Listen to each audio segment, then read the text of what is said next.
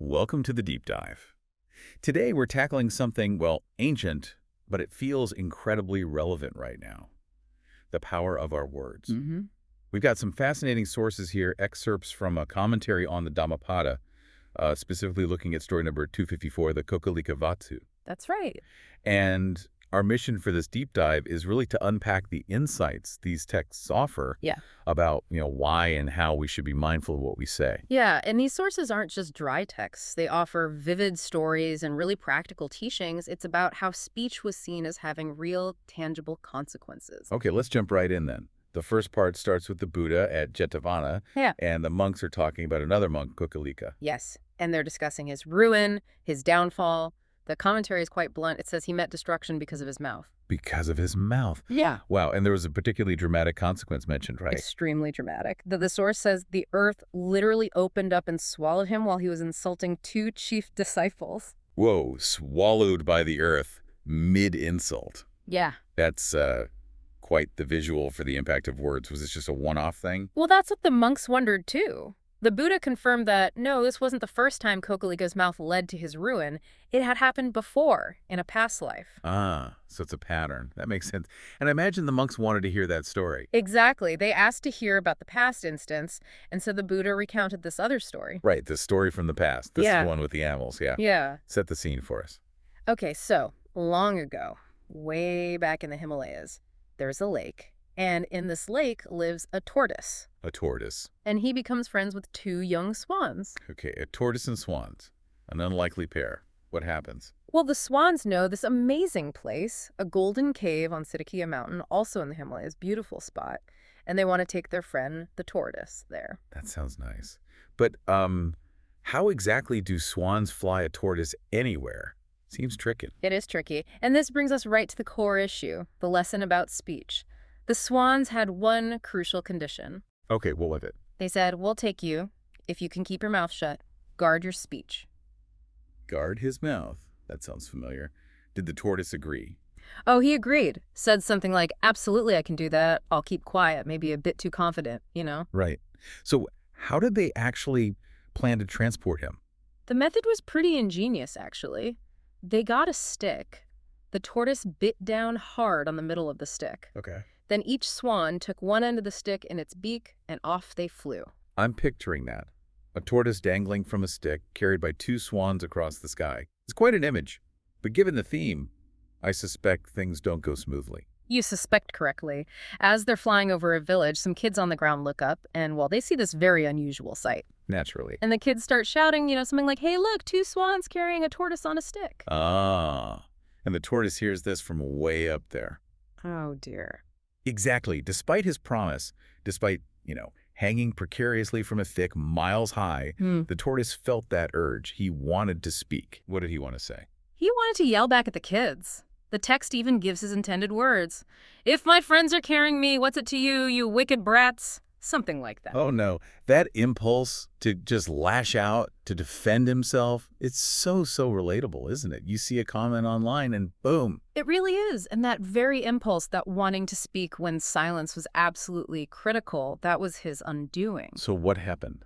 The moment he opened his mouth, or perhaps even just formed the intention to speak, he let go of the stick. Oh, no. He fell, plummeted straight down into the royal courtyard in the city of Varanasi, that's Varanasi today, and the text says he broke into two pieces. Wow. A truly fatal failure of speech restraint. So the Buddha tells this story. Yeah. What's the explicit lesson he draws from it? Well, after the story, he quotes a specific verse from another collection, the Bahubha Jataka. And what does that verse highlight?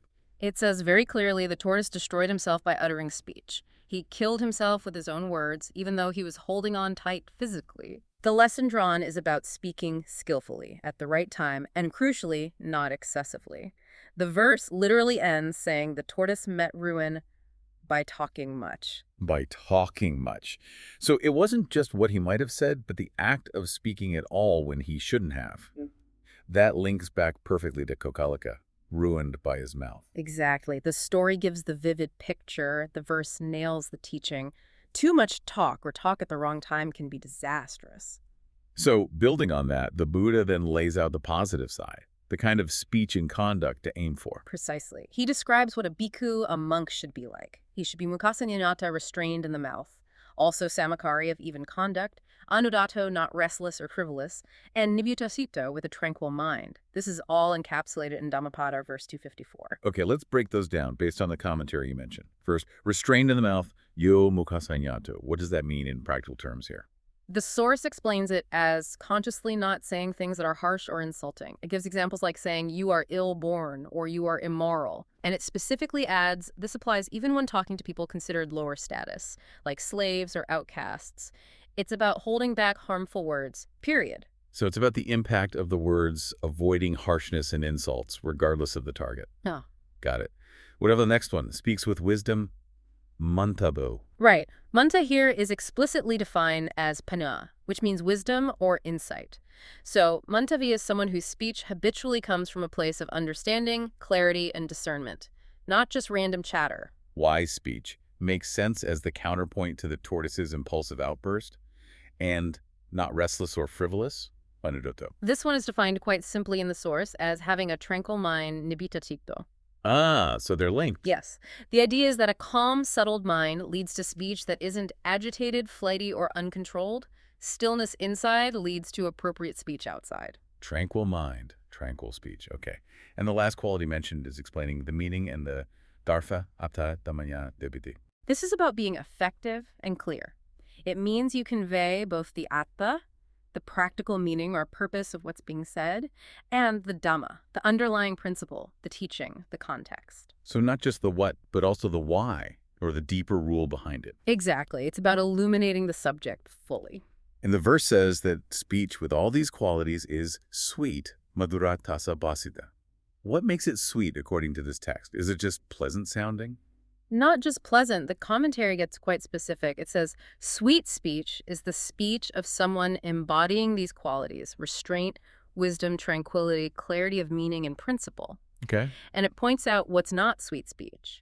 If you only explain the meaning but miss the Pali, the original text or principle, or if you only quote the Pali but don't explain the meaning, or if you convey neither properly. Ah, so sweet here means effective, complete, illuminating communication. You need both the practical point and the deeper context or principle. Precisely. That's what makes it truly beneficial and sweet in this sense. That's a really high bar for communication, actually. Yeah. And did the sources mention any outcome from the Buddha giving this teaching? Yes, it's noted at the end of the commentary section that after this discourse, many listeners attained significant spiritual progress, like stream entry. It shows the perceived power of understanding these principles. Okay, let's bring this all together for you listening. We've heard these powerful stories, Kokālika's dramatic end, the almost darkly comic fate of the tortoise, ruined by talking much, clear warnings about uncontrolled speech. Warnings about impulse, about excess. And then we get this positive roadmap from the Dhammapada verse. Cultivate restraint, speak with wisdom, maintain inner tranquility, and aim for clarity on both the practical meaning and the underlying principle or teaching. And these ancient ideas, they aren't just, historical curiosities. They feel incredibly relevant. Think about your day-to-day life. Yeah, absolutely. Whether you're in a work meeting, trying to explain something new, or even just in casual conversation, how valuable are these qualities? Immensely. That restraint stops you from saying something you regret, stops you from being like the tortoise reacting to the kids. Right. It protects you. Wisdom ensures your words add value. They aren't just noise. Tranquility helps you respond appropriately, not just react emotionally. And that last one, explaining meaning and principle, that's about really being understood, isn't it? Making sure your message lands effectively and completely. Exactly. It's about clear, impactful communication. So, to wrap up this deep dive, the core message seems crystal clear. Words have immense power, for good or ill. Unrestrained speech is perilous. Yeah, the stories hammer that home. But there's a path towards skillful speech, defined by these qualities. Restraint, wisdom, tranquility, and that dual clarity of meaning and principle. It really gives you something practical to work with. It does. And maybe a final thought for you to consider this week. Yeah. How often do we speak impulsively? Like that tortoise wanting to snap back. Or maybe struggle to get our point across clearly. Maybe hitting the what but not the why. Just think about what difference it might make in your conversations, in your emails, anywhere you use words, if you consciously focused on cultivating even just one of these qualities. Maybe a bit more restraint before replying. Or taking an extra moment to ensure you explain the principle behind your point. something to chew on.